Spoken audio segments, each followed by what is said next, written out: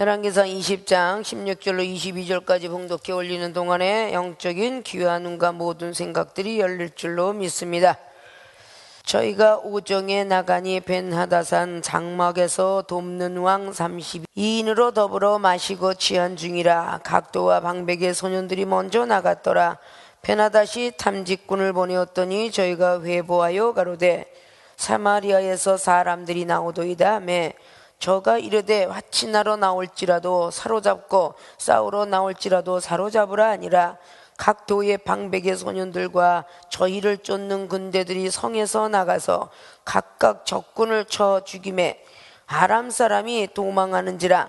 이스라엘의 조천이 아람 왕 벤하닷이 말을 타고 마병으로 더불어 도망하여 면하리라. 이스라엘 왕이 나가서 말과 병거를 치고 또 아람 사람을 쳐서 크게 도륙하였더라. 그 선지자가 이스라엘 왕에게 나와 가로되 왕은 가서 힘을 기르고 왕의 행할 일을 알고 준비하소서. 해가 돌아오면 아람 왕이 왕을 치러 오리이다 하니라. 아멘. 본문 말씀에 제목은 아합이 벤하닷을 이긴 동기는 무엇일까라는 동기를 우리는 알고자 합니다. 주제는 선지자의 말에 순종했다. 먼저 이해기억에서 오늘 이 장면에 등장되는 것이 선지자 하나가 등장을 하고 있지요. 13절 말씀을 보면 한 선지자가 이스라엘 왕 아합에게 나아가서 가로되 여호와의 말씀이 내가 이 큰 무리를 보느냐. 내가 오늘 저희를 내 손에 붙이리니 너는 내가 여호와인 줄 알리라 하셨나이다. 아합이 가로되 누구로 하시리이까. 대답하되 여호와의 말씀이 각도의 방백의 소년들로 하라 하셨나이다. 아합이 가로되 누가 싸움을 시작하리까. 대답하되 왕이니이다. 오늘 한 선지자가 아합 왕에게 나와서 너무 아람의 군대는 너무도 많고 컸습니다. 그 많은 군대를 과연 어떻게 이길 것인가 고민을 하고 있을 때에 한 선지자가 나와서 아합에게 말하는 것입니다. 하나님께서 오늘 아합 왕 손에 붙일 터인즉 이들이 패배하고 이스라엘은 승리하리라 말을 하니까 누구를 통해서 하겠습니까? 그랬더니 소년들로 하겠다고 합니다. 이 소년들을 계수해 보니까 오늘 15절에 232인밖에 되지 않았습니다. 그리고 나머지 이스라엘 백성들은 7천이라고 기록을 하고 있습니다. 사사기 6장에 기록한 데는 기드온도 3만 명이 나가서 이기면 하나님이 이겼다는 것이 아니라 사람이 이겼다 할까봐 계속적으로 사람 수를 빼는 것을 잘 알고 계실 것입니다.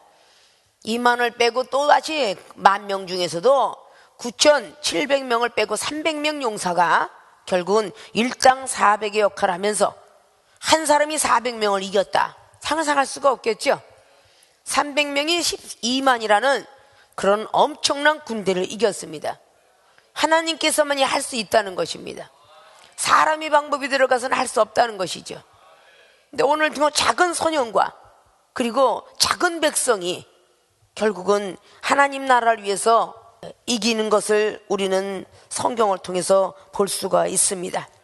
그 영화를 딱 보면 다시 장면이 딱 바뀌어서 벤하닷이 있는 장면이 16절부터 나온 거예요.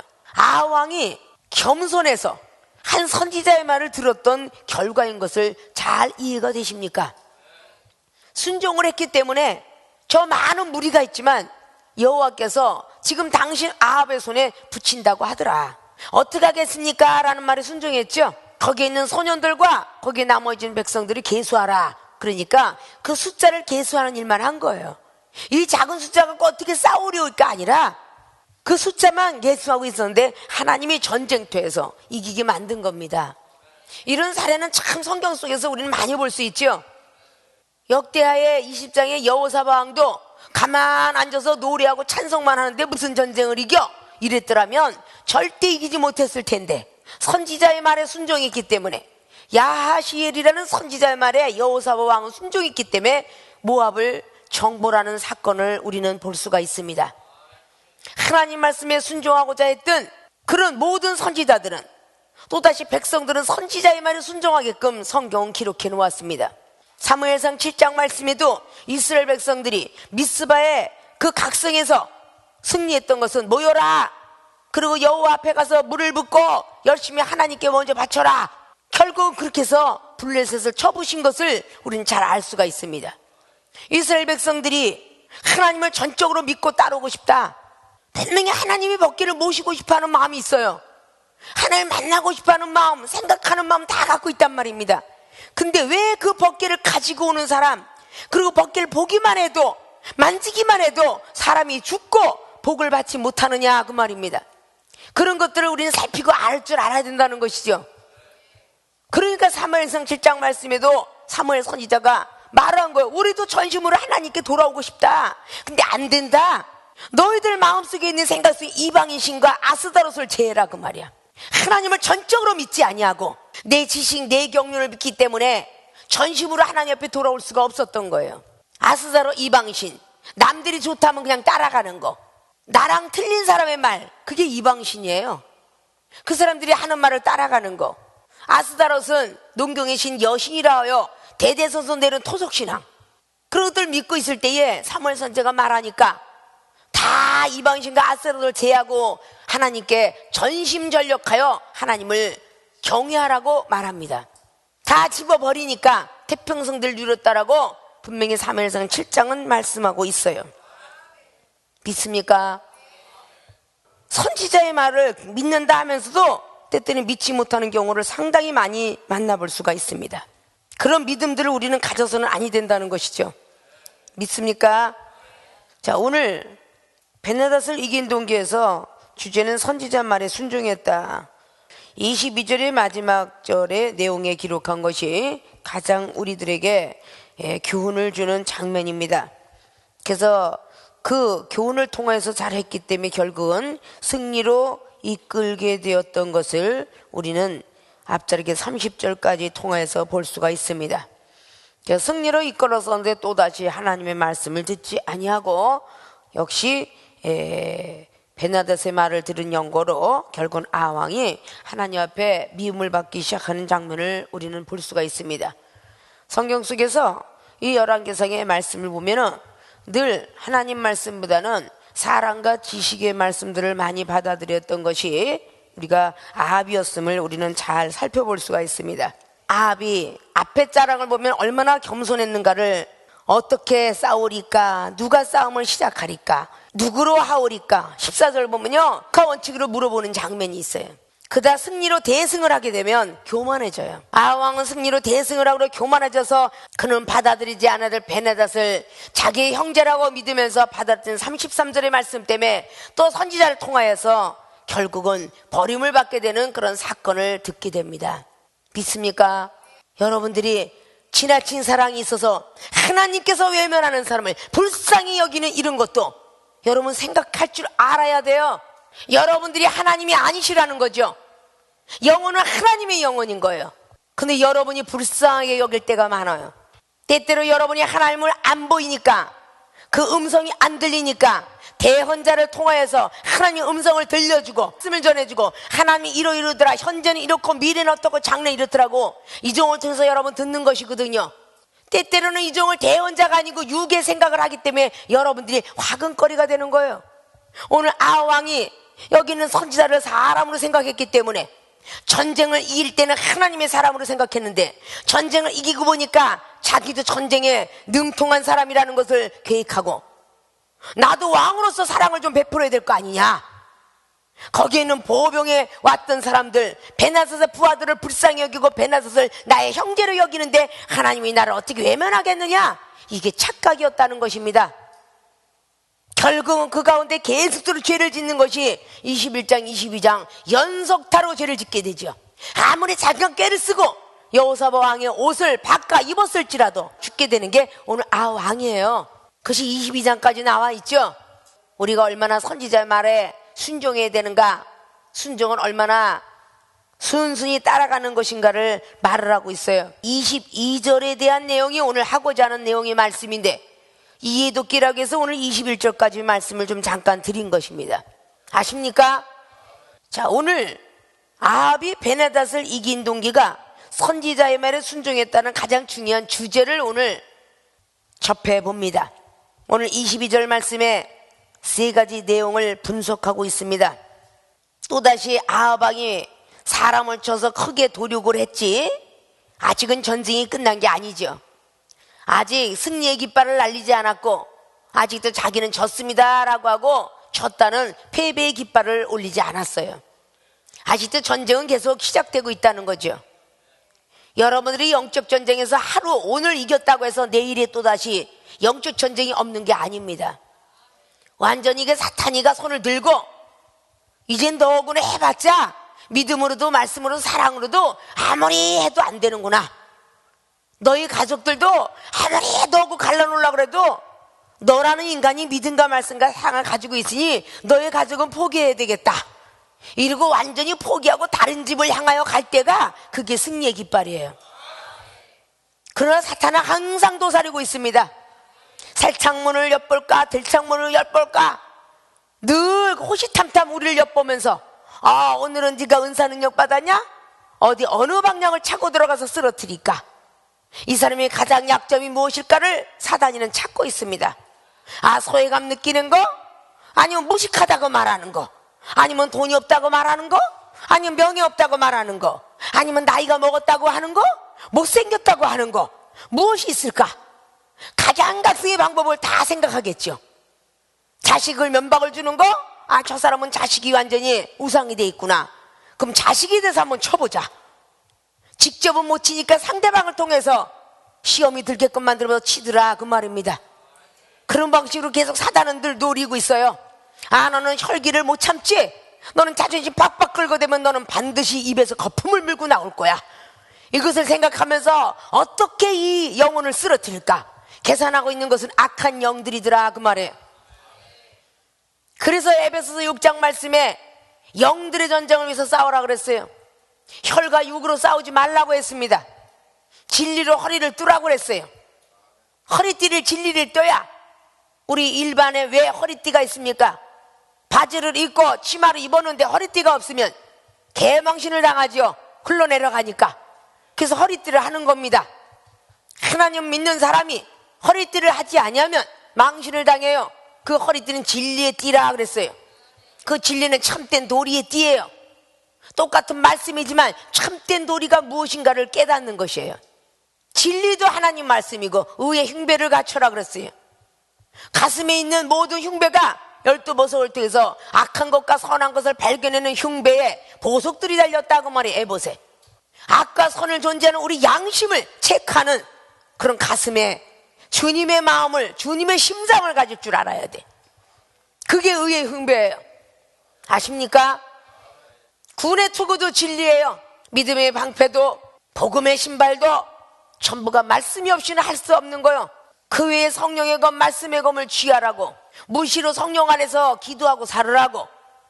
사도 바울 선생님께서는 전신갑주를 취하고 입고 가져라고 그렇게 에베소 6장은 말씀을 했습니다.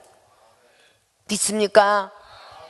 선지자는 나보다 먼저 된 사람, 나보다 선배, 승리할 때까지가 참 순종을 잘해요.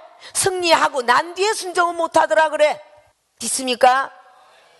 성공한 사례는 많아도 성공을 지키는 사람은 없다라고. 토마스 칼라일. 성공하는 사람이 100명 있으면 성공을 지키는 사람은 한 명도 드물대요. 은혜 받기, 은사 받기는 쉬우나 은사와 능력을 지키기는 거의 어렵다 이 뜻이죠. 얼마나 은사 능력 받으려고 애를 쓰고 고생을 합니까? 근데 은사 능력이 소멸되기는 너무도 쉽더라 그 말이야. 교만해지면 바로 무너지는 거예요. 아왕이 얼마나 어렵게 전쟁에 승패를 가리면서 승리했습니까? 그러고 승리한 것을 지키기가 단 1시간 만에 무너졌어. 아십니까? 그 무너진 장면이 31절부터 33절까지 말씀 보면 얼마나 지나친 사랑과 명예에 가득 찼고 거기에 있는 베나다서 부하들은 꽤가 많아 모략을 쓰고 지혜를 가지고 아합의 단점을 찾아 들어갔어요. 저는 분명히 높여주고 존경해주고 아합을 두고 아첨을 하면 분명히 그 말을 들을 것이다.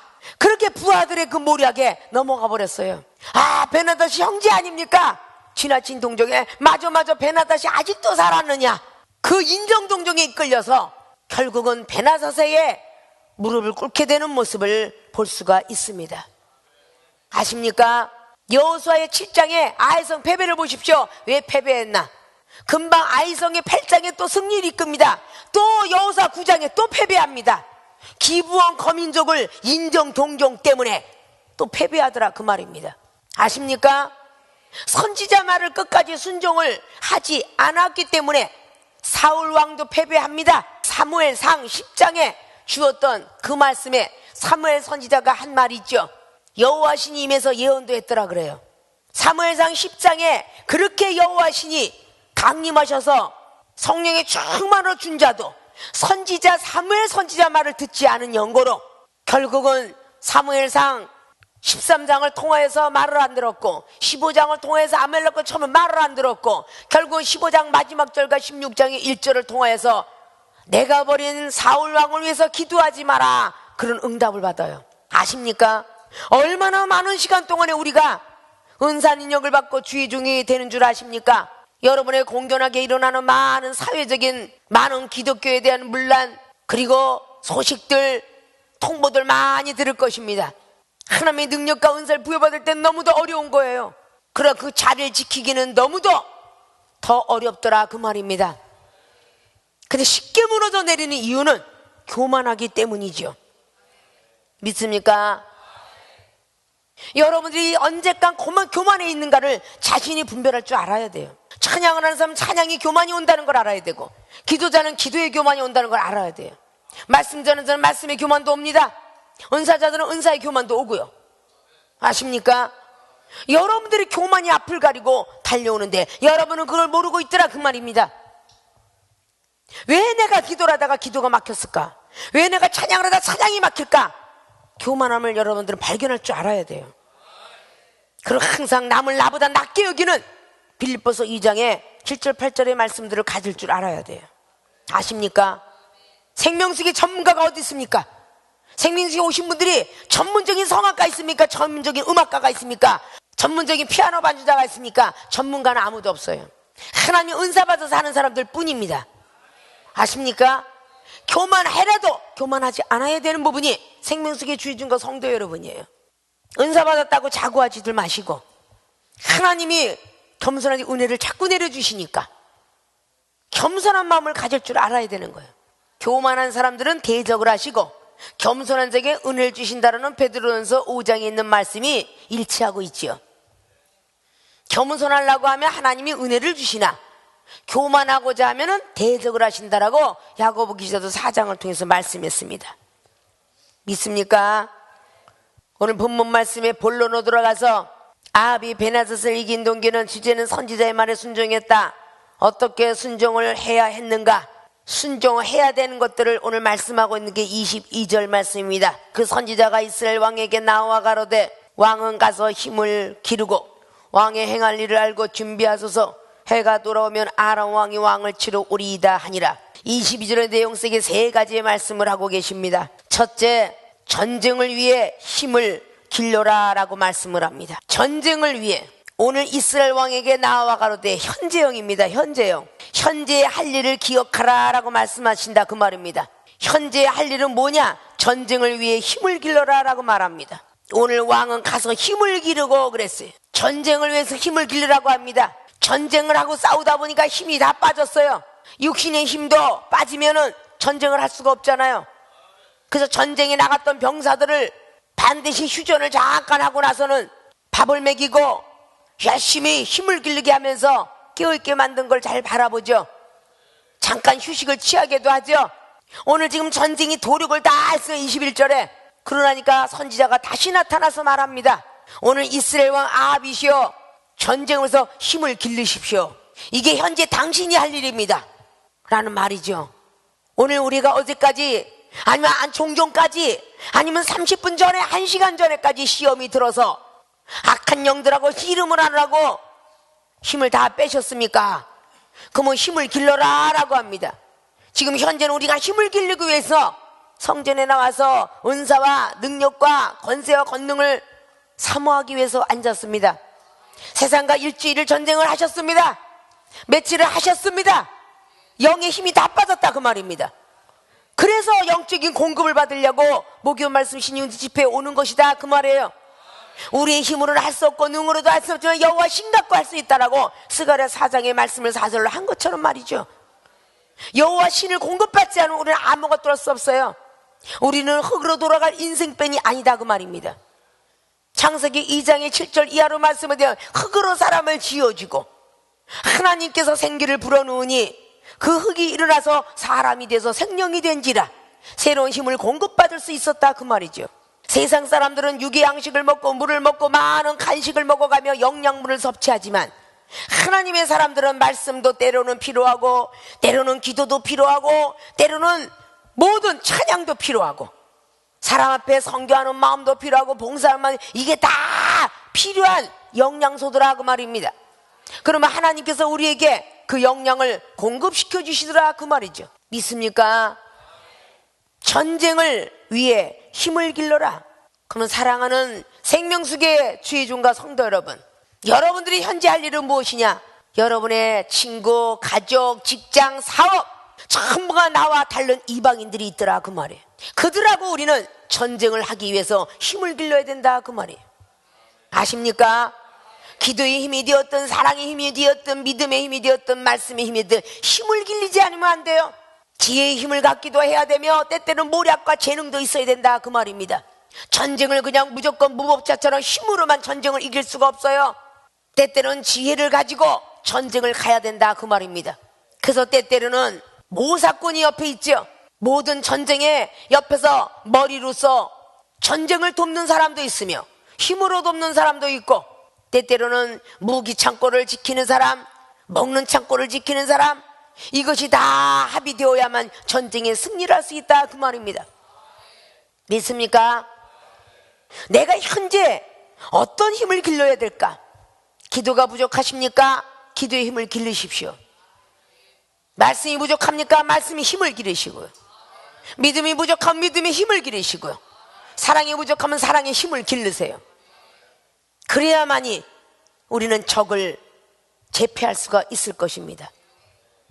지피지기 백전불태라는 말이 있습니다. 상대방을 알고 자기를 알면 100번을 싸워도 패배하는 일은 없다라는 말과 같은 것입니다.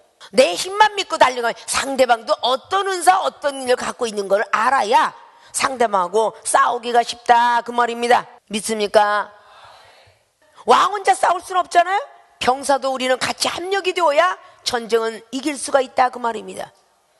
먼저 우두머리가 순종을 하지 않으면 그 다음 사람 순종할 리가 없어요. 기드온이가 순종해서 이겼던 장면을 보십시오.